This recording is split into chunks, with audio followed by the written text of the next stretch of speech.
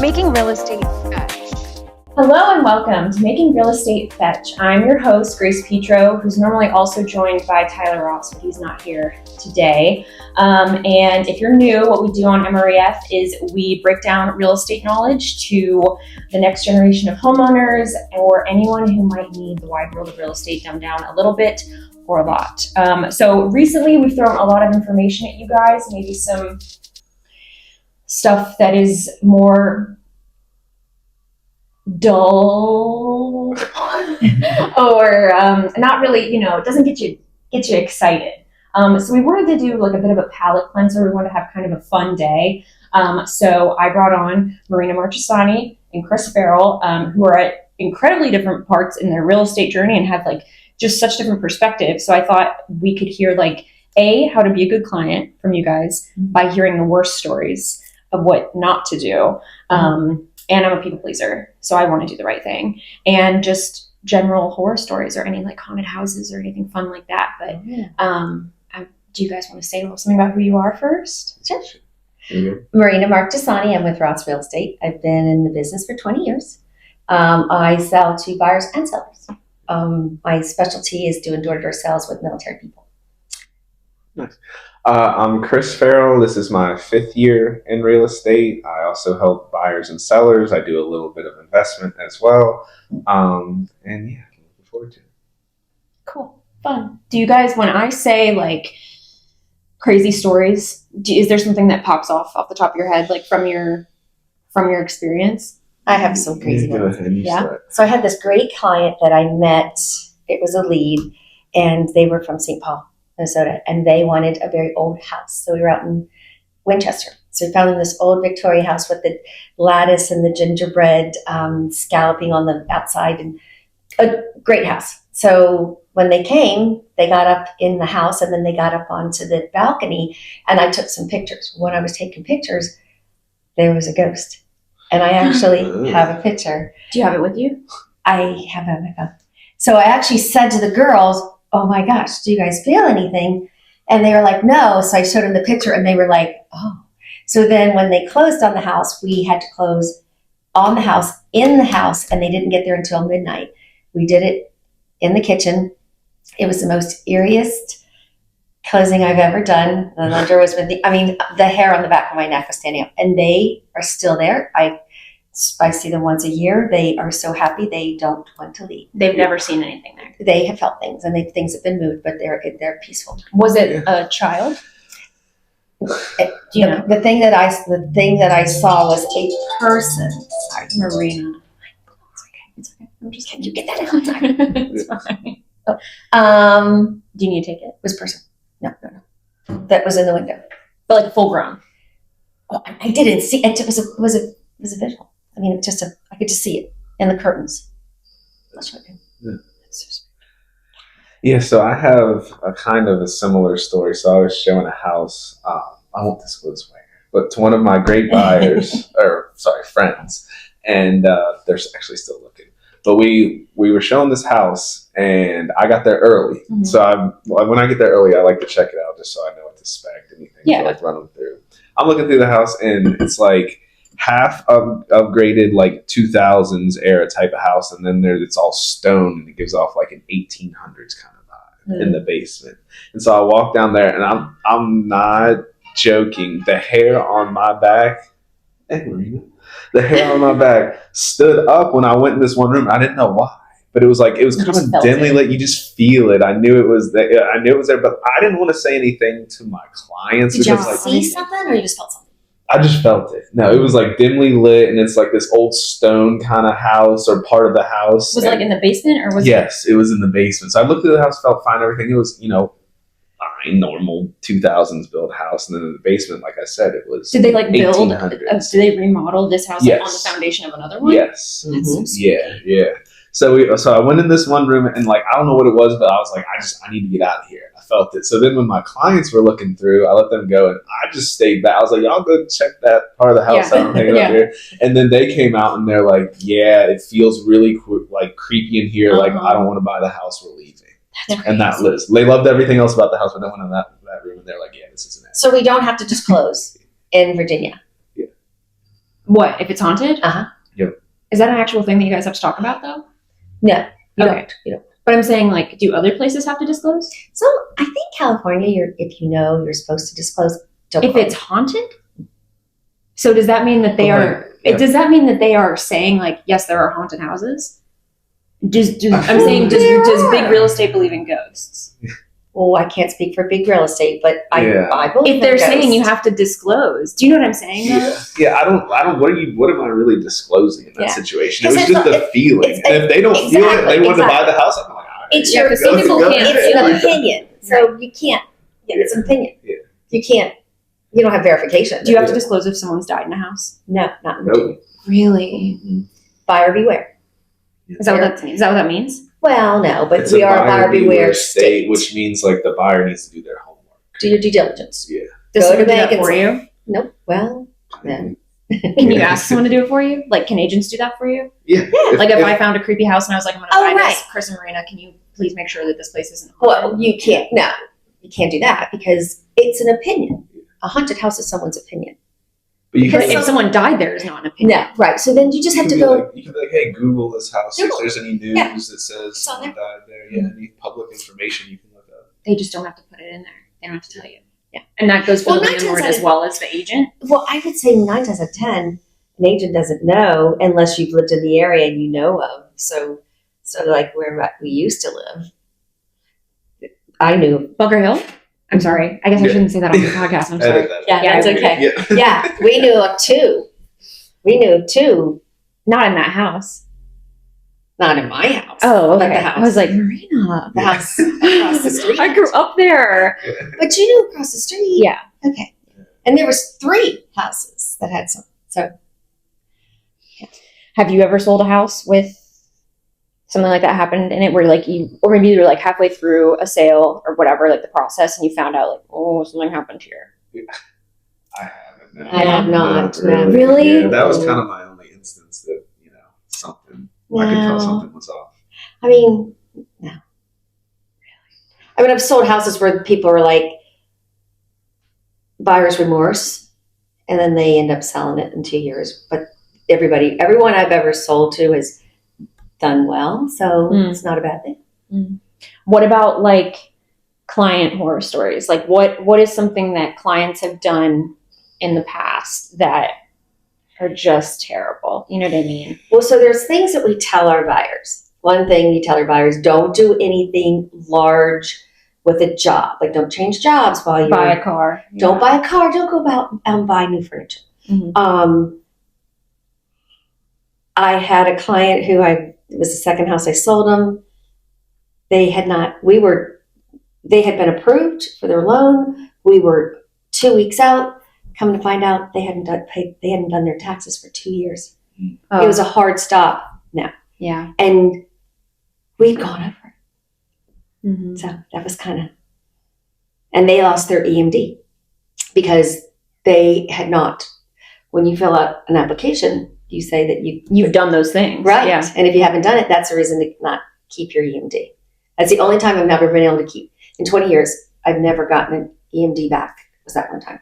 Mm. But legitimately, There's really nothing you can do. I've only gotten an EMD back once, and it was in a house I sold earlier this year in a rural part of Mhm. our area.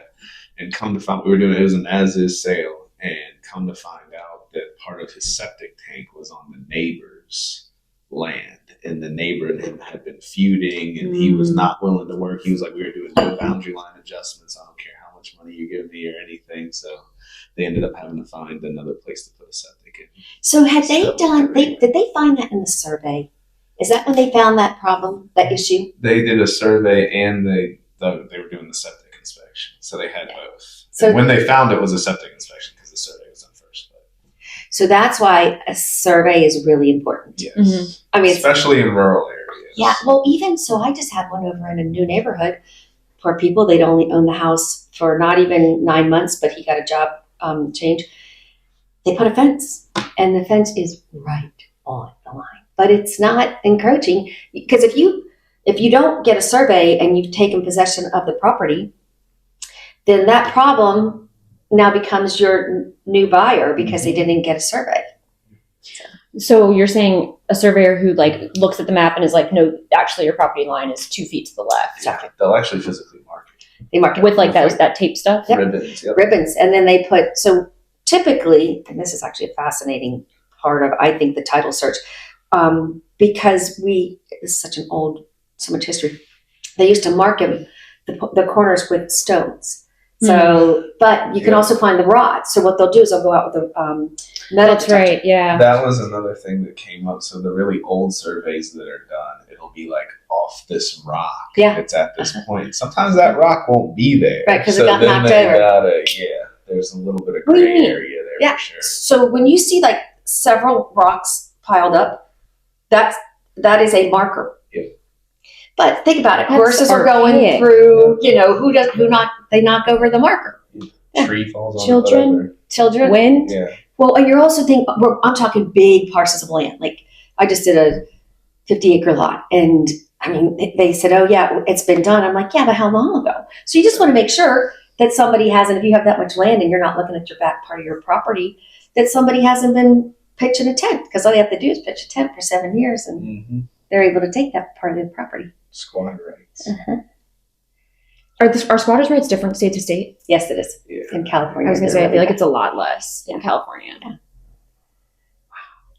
I had something to say about boundary lines. I was just gonna say, do you find that happens often where people don't actually know their like accurate line? I see it more in the rural parts. Why? You know, Just because it's more property? it's more property, and surveys are probably older Mhm. out there, and there's less turnover with the houses and big rural plots of land. Your buyer pool's smaller, so there's less turnover and less title companies looking at it and whatnot, I would say. Yeah, I've only had 2 situations in the 20 years where there was an issue, and basically you just go to the neighbors and you try to work it out. Mm-hmm. One of them was my people had put their shed on the other people's property, Mm. so they actually had to pick the shed up and move it back into their property. Hopefully the Which is- neighbors willing to work with you. Yeah, and a lot of neighbors are like, they might not want to work because Yeah. Like the situation I had, they were family members. It was his brother, and they were just they're at It's a odds. nightmare. It's a yeah, nightmare. they It's a had nightmare. a bunch of family stuff going on, and he was just like, I'm not doing anything to help you out. So Yeah. you got to find another solution. My biggest fear is being in the middle of something like that. Oh my god. Yeah. Tell me what clients do that like grinds your gears in the wrong way.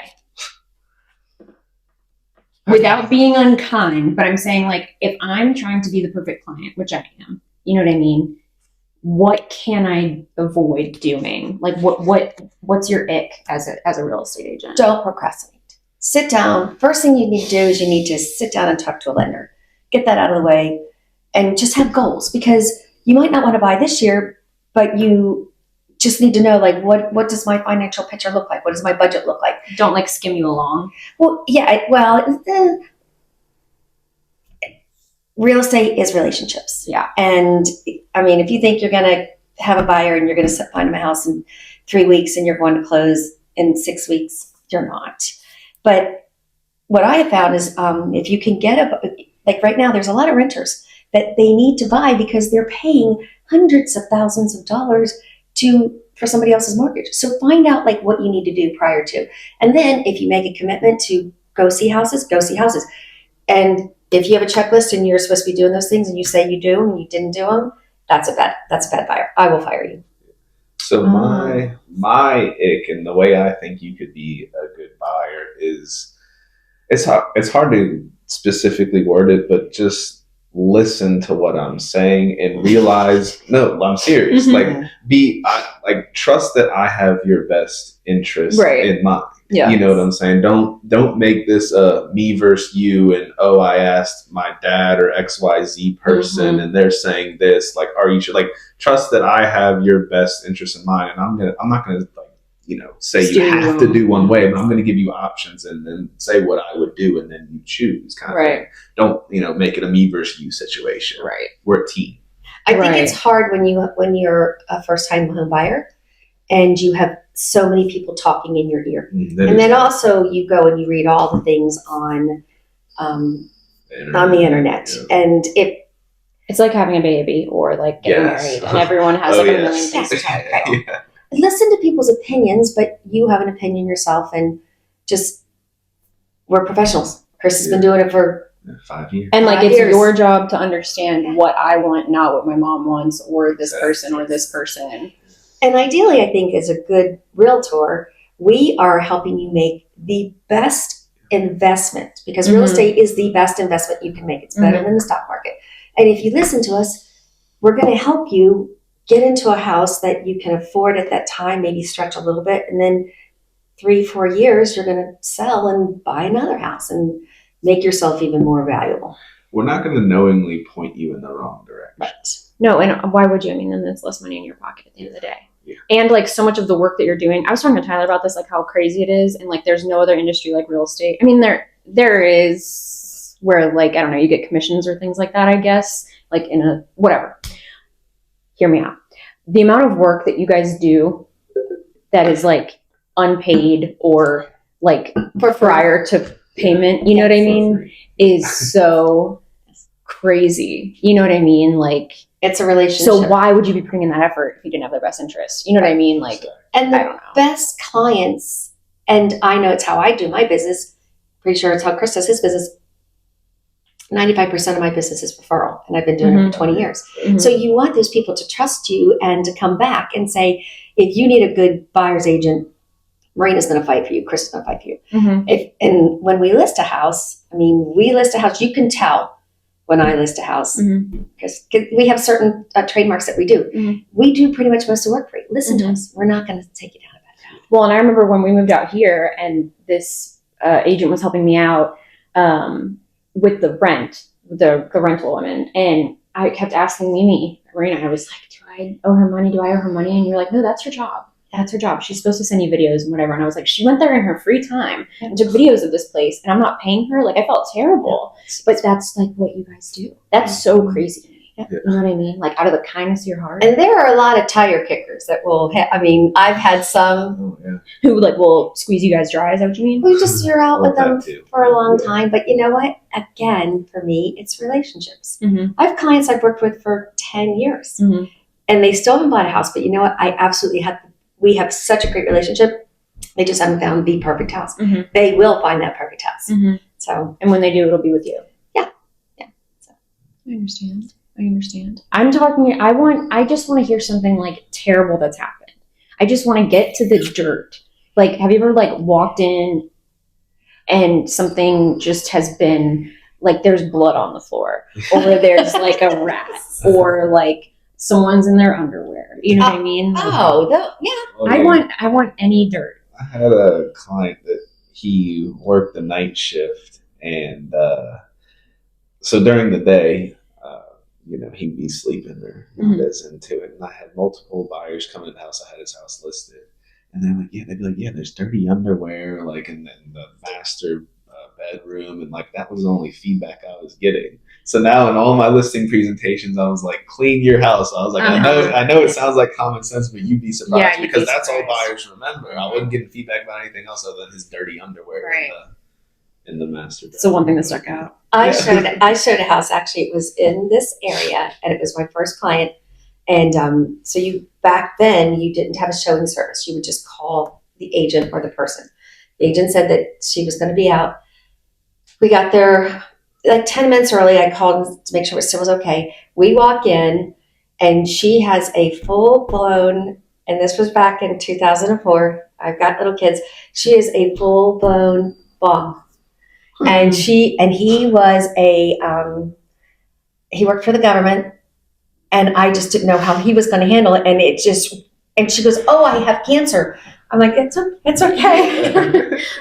I don't smoke. I don't think you should smoke in a house when you're trying to sell a house because if I can smell it, I can't sell it. And my guy was so cool, but that was pretty. I was like, oh, I was shocked. Yeah, that's crazy.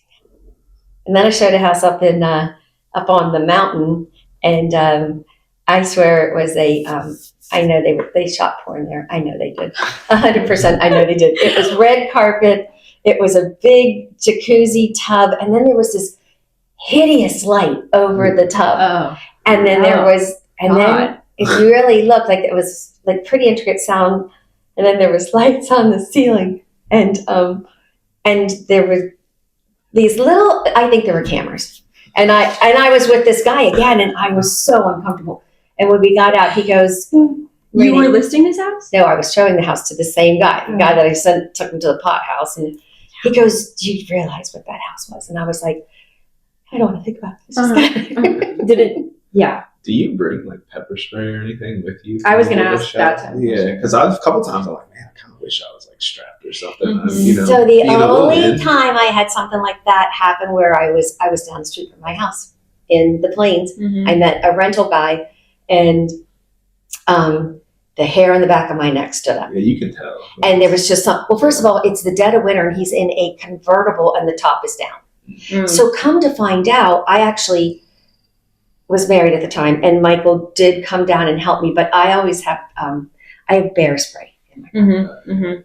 Mhm. And I also would have my key. I used to think my key was going to get me out of. Marina punched my dad in the face. Oh yeah. I did. Yeah. I didn't mean to though. He was a gorilla. He was in a gorilla suit. He was in a gorilla suit. And Scared the. we were trick or treating, and he scared her, and she immediately got him in the jaw. I did. Good job. It's one of my favorite memories. Actually, that was actually a really funny memory. I forgot. Oh my god, I laugh about it all the time. It's so I'm just saying, like, you should be more scared of Mimi. Mhm. You know what I mean? Well, like, okay, they should so be scared of you. Here's a funny thing. So actually, Wendy, thank God she still loves me. So on our phone, we have it's an alarm, and it was with Centralock. Mhm. And so I was doing this open house that was in an area I didn't know, and I told her where I was going, and she was like, all right, I will, just call me when you leave. Well, I forgot that I had set the security thing. So it went off, and it was going off to Paige, it went off to Wendy, and nobody could find me because I went to the grocery store, left Yeah. my phone in the La, car. la, la, la, la, la. Yeah, so that beacon, it works. It definitely works. Good, good. Do you don't care? I should. A couple of times I've been like, man. Have you ever been like super sussed out by a property, like by yourself, or have you seen something? Never like, by a property, but I like if I'm meeting someone that like I'll get a lead online or something. You And don't I'm meeting know them the them. first time and I don't know anything about them. That's when I would probably be careful. Yeah. I was scared. I get scared when I just go to the houses by myself to do videos and stuff. It's spooky because I'm I know. like, I don't know. You don't know. So one of my great icebreakers is Christine Rathbone, the original broker that I worked under when I first came on. She taught me to do this. And it's like in one of the handbooks, but when you open the door, when you're going into the house, every time I open the door, I go, hello, hello, realtor. Mhm. And my clients always laugh, and it's a great icebreaker. And that's like how some of them remember me. Yeah. Yeah. Well, I mean, it makes sense. And you're like seeing if anyone's in there a couple times. Someone's like, whoa, like I'm in here or whatever, So I always, when I open the door, I always say, hello, Yeah. hello. hello, hello. Which is so dumb because, like, in every horror movie, hello, Yeah, expecting someone to say something, but at least they know, like, you're there. Because I don't know. I try to, like, make a lot of noise. If It's I'm just so spooky. to me. if I'm going into the basement, I always make the guys go because I'm really afraid of snakes and the dark. So, I'm just scared that, like, I don't know. I always get scared that there's going to be, like, some sort of mistake where, like, someone's still living there, or it's, like, an in-law or, like, an old uncle who, like, didn't get the memo that the house is, like, for sale. And, like, I go down to the basement, and I always have this, like, vision of me, like, taking a video, and then I just, like, pan to, like, someone. You know what I mean? Like, that's my nightmare. yeah. That's my nightmare. I mean, some of these houses that I go and take videos at not only are in the middle of nowhere, Yeah. you know what I mean? But it's also like there's no service. There's like, God help you if you scream. Well, so That's you the know. worst. when you show houses up on the mountain, like you better make sure that you have your central lock. It's no longer like that, but you have to make sure your central lock app is Yeah, open. they stopped doing Yeah. that after you. Yeah. Well, no. So because It if was on you, Bluetooth. now. because if you get to Yeah. the top of the hill and then you've lost your signal, then you can't get into the. But then if you're a good realtor, you know how to get into a house. I never not get into a house. Never. Yeah. I'm not going to be denied. Yeah. Yeah. I'm gonna figure out a way to get into that house. Can you, before we wrap up, could you elaborate on that? Well, sometimes you have to open up a window. Yeah. Illegally? Open up the window. You call it that. I mean- You call it that. Okay, so when you've Well, driven like an Are hour you and a saying like, half, and there's no lockbox or what? so either their key is out of the lockbox. Yeah. Had that happen? Or you get the combo and it's wrong and you're calling the agent and you can't get a hold of them. Or the biggest mistake is when their key isn't in the lockbox. So funny story. I'm way out way out there, probably 2 hours from where my house was, and I dropped the key down. Oh no! It was a wooden. Yes, front porch In between the wood, and I was like, oh my gosh, I have a suit on, and I'm thinking my clients have already left. I'm thinking, oh my god, I gotta get the key back. So I had to take the lattice off the bottom of the porch, the deck, and shimmy. And I know that I was muddy, but I got the freaking key because I didn't want the agent to be upset with me. And what if there was another showing? And so it's crazy. So that's probably one of the, but I've actually cut screens. I replaced them to get into a house. But you've just been like, I'm showing this house today. Yeah. Come hell or high water. Because most of the time my clients have come in from out of town. They don't have another minute, especially if the market's hot. How early do you get there before them? I try to be there at least 20 minutes. 15 but most of the time, like my clients, we're seeing 6-7 houses. And my clients have seen me cut a screen and body leg in it. And I'm like, I'll fix it. And I do. If you have more than one lined up, the first one's the easiest because you can get there early. Then they're following you. Then they're following you. You got to do it on the fly, and you're getting there at the same time, and you're trying to opening up the lockbox is probably the most stressful part of our job. You think? It's stressful. When they're right there looking at you. If I'm there 15 minutes early by myself, it's nothing. But if they're right there looking at you and you can't get it open, that's the worst. Cheers. Have you ever been attacked by wasps? Like during a showing? No. What about dogs? Dogs love me. Been barked at.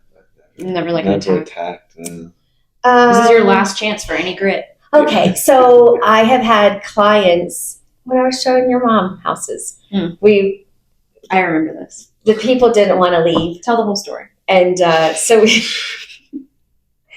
we got to the house. We had made appointments. And she was like, just 5 minutes, we want to clean up. And I mean, this house needed 4 days of cleanup. Lovely family, multiple people living in the house. And she made us put on booties, which was probably to protect us, which was weird. But it was certainly not for you. Yeah. But anyways, they followed us the entire way through the house, and we couldn't get out of there quick enough.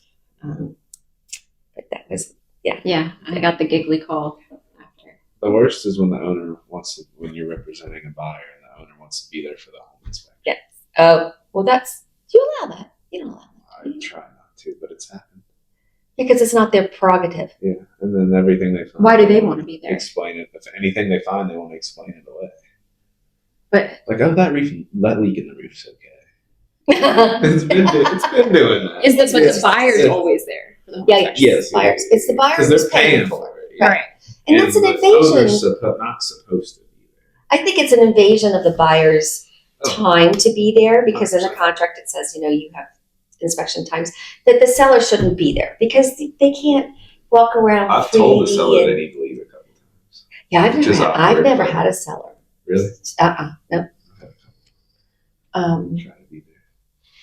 I mean, I've had the house that the people think that they can put on the market the way that it is, and you can't. And then 2 months later, after you've gotten a budget, like a $15,000 budget to do things that needed to be done prior to, and then the house finally sells. Right. So that's kind of that's a nightmare of a seller, but it's a process. Yeah. People just have to wrap their heads around. Yeah. You just can't put a house on the market as is.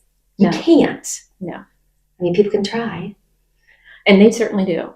I did have a house that I was representing the buyer, and the people were in the house, and I went to turn the light on. I was baby in the crib. When I turned on the light, there were cockroaches all on it. We got out of there really fast, and I wanted to take the baby, but that was during the Marina. See, this is what I'm talking about. That's during the REO. That was the foreclosure crazy. Where honestly, I walked into a house where the man said, "Bed bugs," and I was like, "See ya," because I am not going to a house that has bed bugs. No. But that was during the foreclosure season, which was not great. The people were. Were you during that time? I was after that time. Yeah. Foreclosures and short sales, it was not good. You're like 2008? 2008, yeah. 7, 8, 9. I was 8, Yeah. Yes, you were. so I wasn't there. No, you were not there. Sorry. Oh, I do have a funny story. Okay. I had a house up in Marshall, and it was icy, and the house was being shown by one of my favorite high-profile agents in this area. I was fairly new. It was 2007,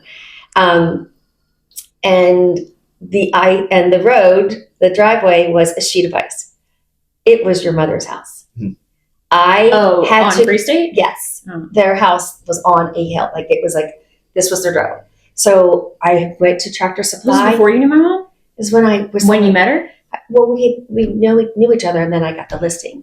So so my dear friend Patty was coming out to show the house with the State Department guy, and I knew that it was most likely going to sell to this person. So I went and I got salt and I got shovels, and your dad had some things in the garage, but anyways, your mom found out that I was doing this. I'm in Uggs.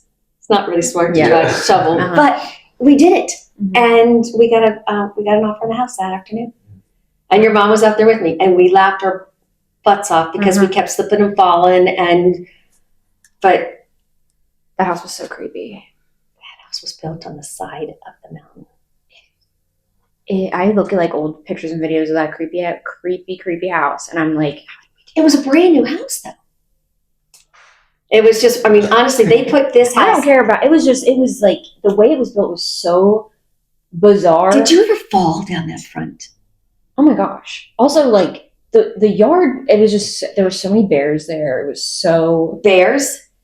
And you also, the coolest happen in feature of that Marshall. house was your dad had a shooting range that was buried into the mountain. It was on the mountain. So if you come to Free State Road, there's 2 houses before you get to Wilson.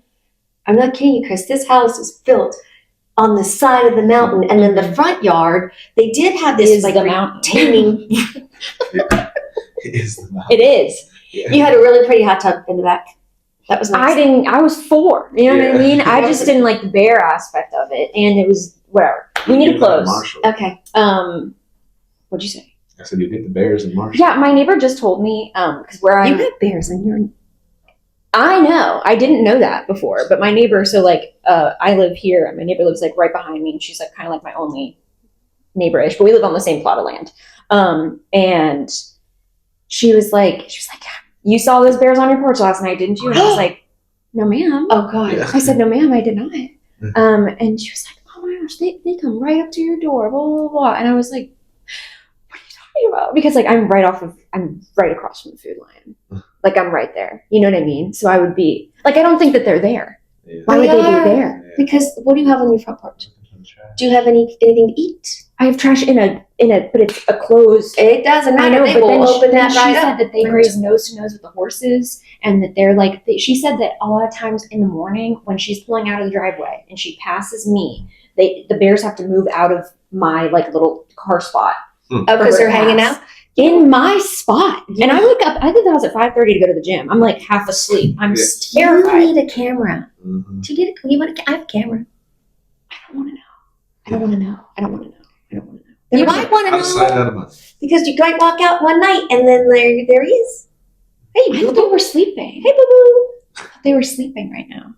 They're sleeping on your porch. Yeah. Well, I thought they all went to sleep for like 2 months. No, yours is up and about. Yeah, there's a few. Do you guys have any closing remarks?